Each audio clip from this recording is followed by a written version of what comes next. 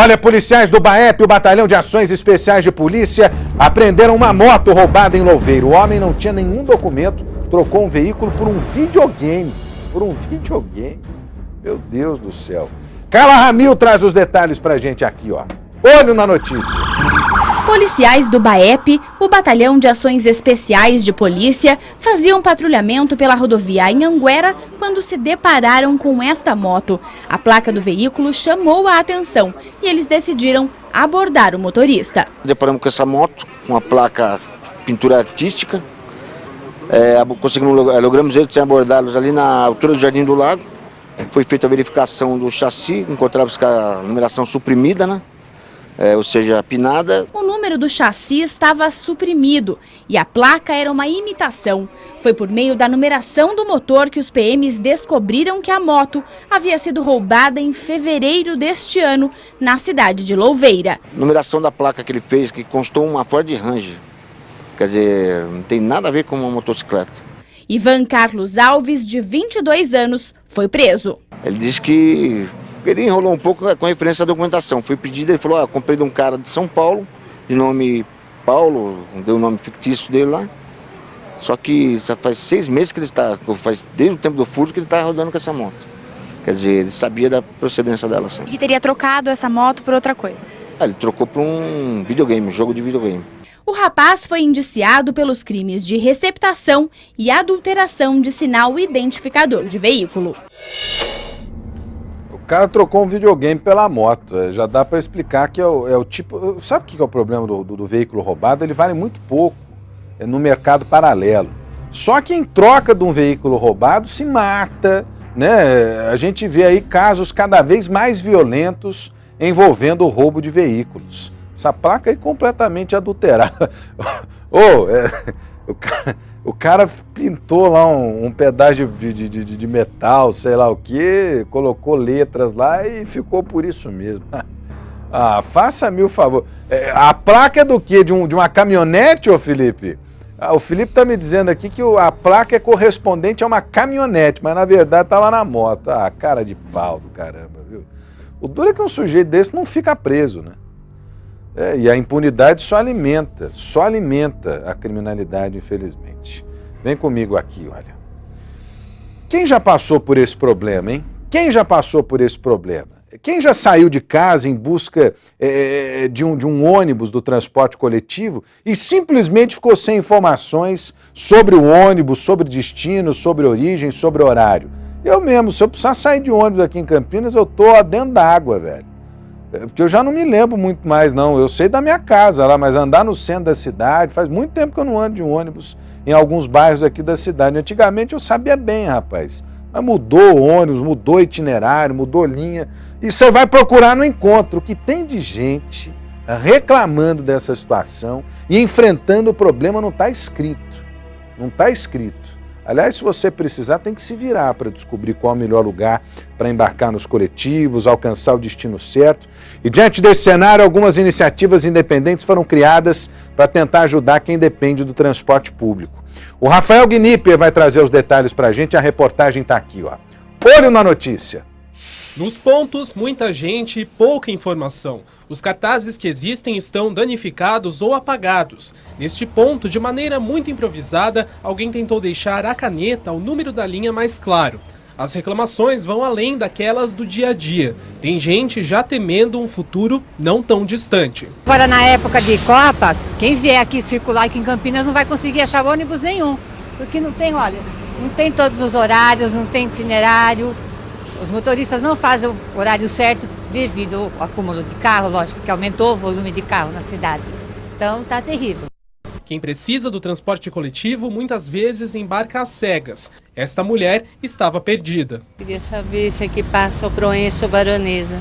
Eugênio tentou ajudar. Entre um panfleto e outro, o entregador descobriu que tem um segundo emprego, o de colaborador do transporte público municipal, informando linhas e horários para quem passa pela rua. O local de informações geralmente tem cartazes e as pessoas se perdem, né, nessa hora. As placas também às vezes não existem e isso a pessoa fica perdida. Quem desiste de procurar informações nas ruas não consegue melhor retorno por telefone. Esses dias eu liguei e a moça não sabia me informar qual a linha eu tomava. Ela teve que pegar o endereço completo para conseguir ver no computador. Pontos sem informação, cartazes rasgados, a vida de quem anda de ônibus em Campinas não é nada fácil. Se a solução não existe, o jeito é criar uma, com um gesto simples, mas que pode fazer muita diferença. É o que o Jonas tem tentado fazer. Desde fevereiro, o estudante aproveita os trajetos entre trabalho e faculdade para fixar estes adesivos. A campanha Que Ônibus Passa Aqui, que surgiu em Porto Alegre em 2012, se espalhou pelas redes sociais e ganhou adeptos em várias cidades do país. Funciona como um mural de recados onde todo mundo pode deixar anotadas informações sobre linhas e horários de ônibus. Geralmente quando eu colo eu já começo a escrever e muitas pessoas começam a olhar querendo saber o que é. E aí elas até ajudam, aqui passa esse ônibus, daí eu vou lá e escrevo, ou peço para ela escrever para ficar com uma letra diferente, porque aí fica mais interessante, fica mais interativo, todo mundo pode ajudar. Para tentar ajudar a resolver o problema do transporte, estes jovens foram pelo caminho da tecnologia. O site Busão Campinas, que está no ar desde o início do ano, disponibiliza por meio de um mapa linhas, trajetos e horários dos ônibus da cidade. O projeto vai ser expandido. A próxima versão deve contar com ainda mais recursos para facilitar a vida do usuário. A gente vai colocar a opção de custo, né? Então, por exemplo, se eu tenho que pegar 2 linhas, a ferramenta vai mostrar para o usuário que ele precisa de R$6. A gente quer colocar a funcionalidade de, se eu quero ir para um endereço específico, eu tenho que pegar, por exemplo, 2 ônibus, ela consiga fazer esse cálculo e mostrar para a pessoa que tem que pegar um ônibus aqui e no outro endereço pegar um outro ônibus para chegar no destino final. Um vexame, viu, andar de ônibus aqui em Campinas. Essa é que é a realidade. Um vexame. Aliás, ô Felipe Pereira, você que é um cara que é especialista nessa história de transporte público, conhece ônibus, é busólogo, negócio assim. Entra ao vivo aí, vamos conversar do negócio. Não tinha uma história de que, diante do novo contrato de concessão das empresas aqui em Campinas, as empresas seriam responsáveis pela implantação dos abrigos. Não tinha uma informação também de que haveria um monitoramento via GPS e as pessoas serem informadas sobre o horário, a passagem do veículo, que horas passa, deixa de passar. Não tinha um negócio desse aí, ô Felipe Pereira? Cadê isso tudo, hein? Hein? Faça-me o favor, cara. É brincadeira isso aí. Ficam na promessa, prometem, mas na hora de cumprir que é bom nada, viu? Eu conheço, se você circular ali no Jardim Aurélia, circular na região do Castelo, que eu conheço bem ali, abrigo de um ônibus não tem lugar nenhum ali. Só se eu tiver maluco. Não tinha essa promessa, ô Felipe Pereira, e até agora nada? Pois é, Rodrigo, no contrato do Intercamp, lá em 2005, estava prometido o GPS. Aí isso andou, esse tempo passou, aí há um pouco tempo atrás foi discutido novamente a possibilidade de colocar o GPS, anunciada como se fosse aí uma grande maravilha, como se nunca tivesse sido previsto.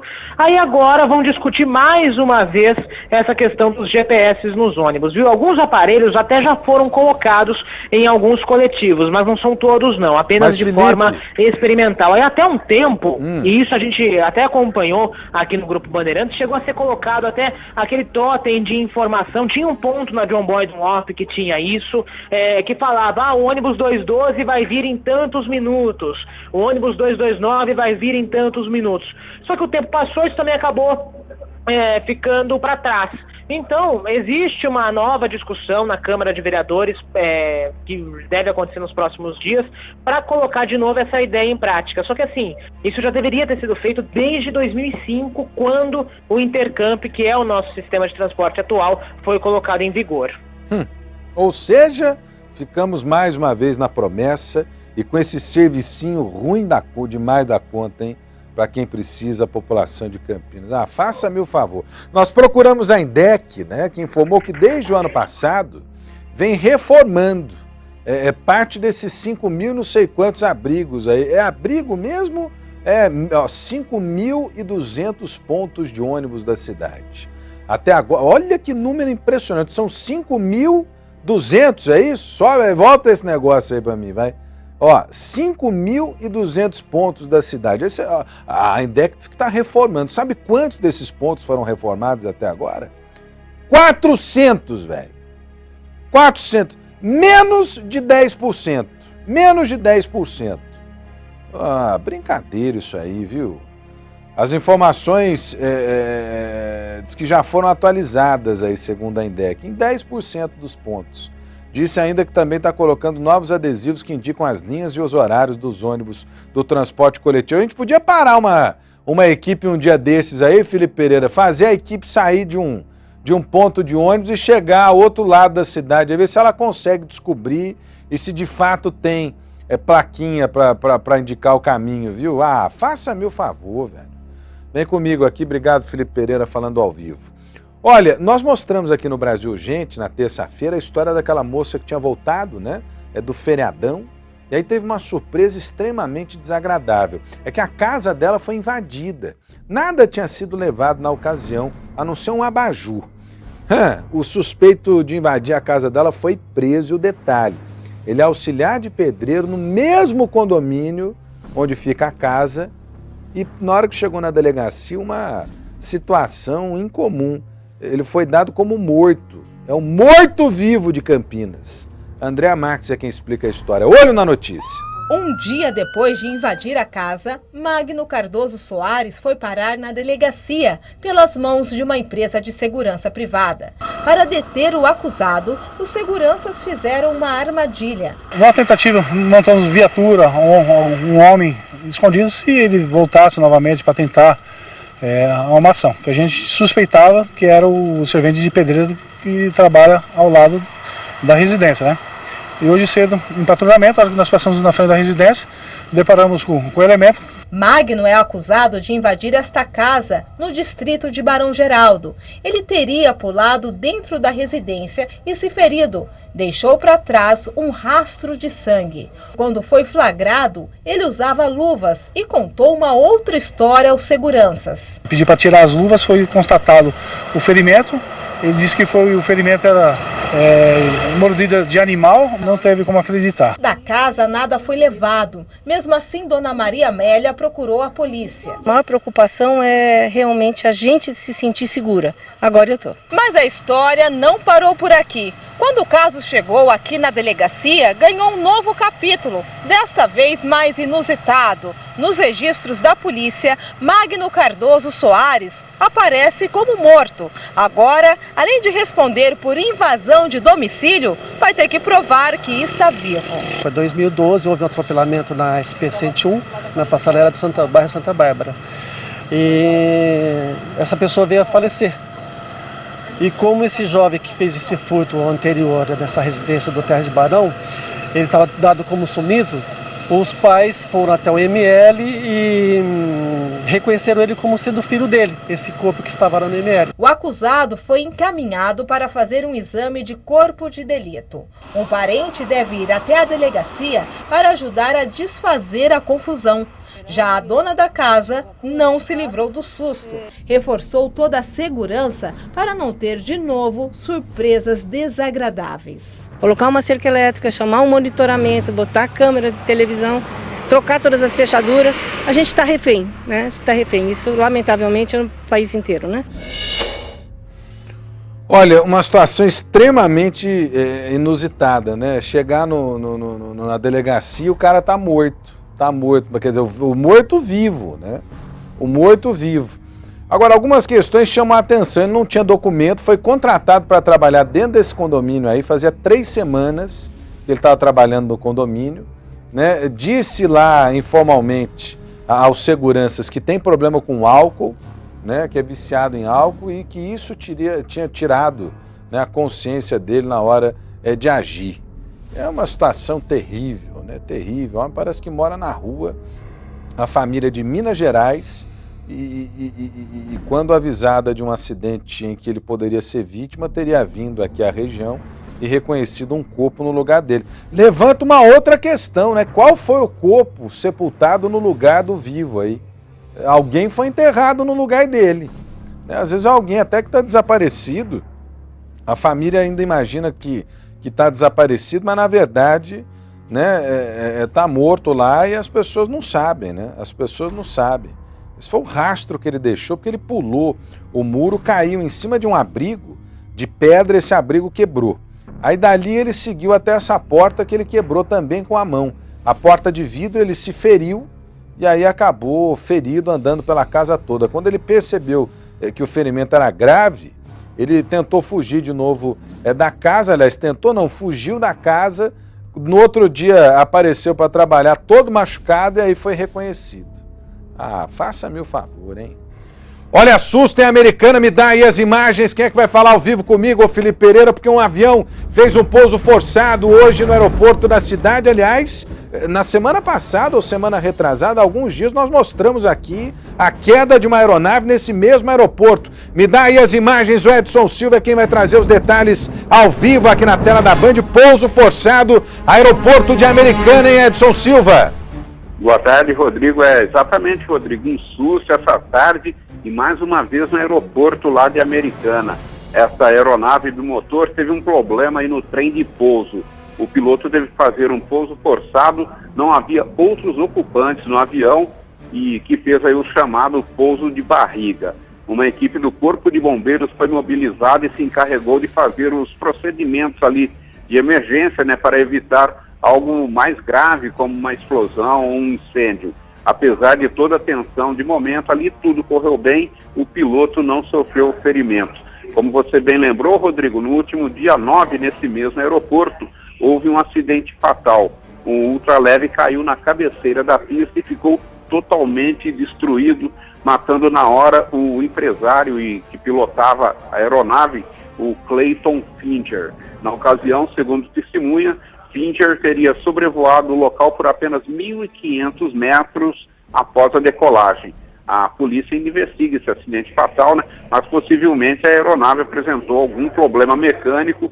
O empresário tentou o pouso forçado, mas infelizmente ele na época não conseguiu. No caso de hoje, felizmente o piloto obteve sucesso no pouso e tudo ficou apenas no susto, sem vítimas aí nesse acidente, Rodrigo. Graças a Deus, né? Graças a Deus. Está aí, a aeronave é um bimotor, né? A gente vê ali 2 motores, bimotor, um avião que deve ter capacidade para 8, 10 pessoas, mais ou menos, né? E que acaba se envolvendo em mais um incidente ali no aeroporto da cidade americana. Quer dizer, não tem nada a ver com o aeroporto, diga-se de passagem, né?